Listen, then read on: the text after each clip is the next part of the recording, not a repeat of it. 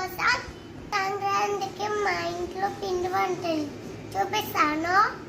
అయితే నెప్పట్లో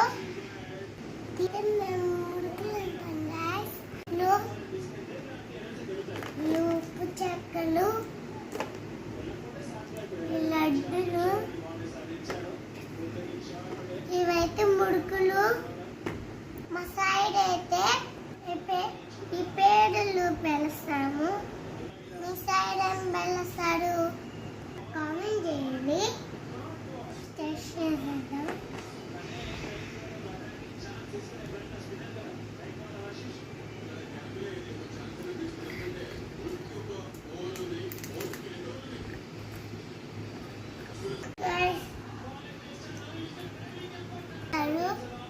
video like చేయండి.